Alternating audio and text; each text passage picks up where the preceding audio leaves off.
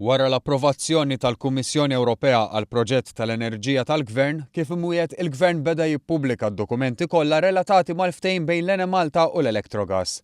Mijiet ta' paġni mqasma fi 8 kuntratti li jħarsu lejn fażijiet u proċessi differenti li jirregolaw il-ftehim bejn l-Ene Malta u l-istess Electrogas, li kienet intażlet bħala l-konsorzju preferut biex topera l-impjant tal-gas magħruf bħala Dellimara 4.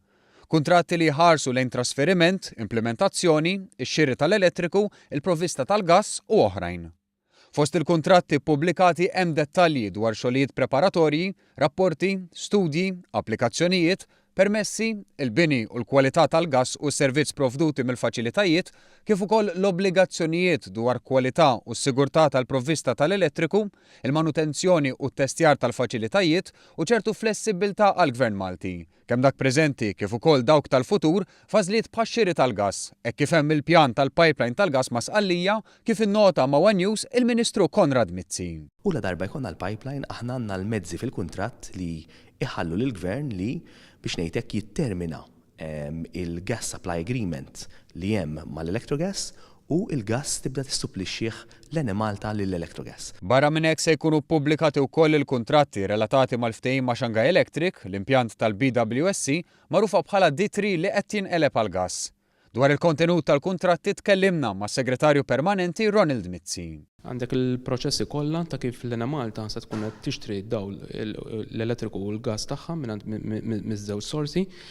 Ovvjament il-kuntratti huma diversi l-kuntratti fejn għandek il-qafas kollu ta' kif qed tiġi regolata din ir-relazzjoni kemm bejn l-Ene Malta u Shanghai Electric u kemm bejn l-Ene Malta u l-Electrogas. Bħal f'kuntratti oħra fil-pubblikazzjoni tħallew barra ċertu dettalji li huma kummerċjalment sensittivi biex jipproteġu l-interessi kemm tal-Ene Malta u għaldaqstant il-Gvern u kif ukoll l-Electrogas. Is-Segretarju Permanenti Ronald Mizzi innota kif snin ta' ħidma waslu għal riżultat tanġibbli. Sodisfatti l-ewwel net anki bil-ċertifikat li tat il-Kummissjoni Ewropea għal dawn il-kuntratti, kellna proċess li ħa kważi sentejn sħaħ fejn il-Kummissjoni daret il-proċess kollu relatat ma' dan il-proġett. Anke fosthom skrutinizzat il-kontratti kollha, kienet deċiżjoni li ġiet konkluża pożittivament, allura naqra wkoll il-proċess li ħas dawn is-snin issa qed jiġi konkluż. Il-Ministru Konrad Mizzi tenna li dan il-proġett li l-ippublikar tal-kuntratti huwa parti minnu ifisser tariffi irħas tal-enerġija, 90% inqas trabijiet u l għal kollox tal-Power Station tal-Marsa u Dellimara 1. Naħseb dawn huma kollha fatturi li effettwaw il-ħajja ta' kuljum tal-poplu Malti Wawċi u bl-impjant li se jkollna u se jintuża bħala baseload fix-xhur li ġejjin se nassiguraw ukoll li ma jkollniex dawk il-blackouts kif kienet ikollna minħabba forsi l-interconnector li jkollok id-dipendenza kollha tiegħek fuq sors wieħed tal-elettriku.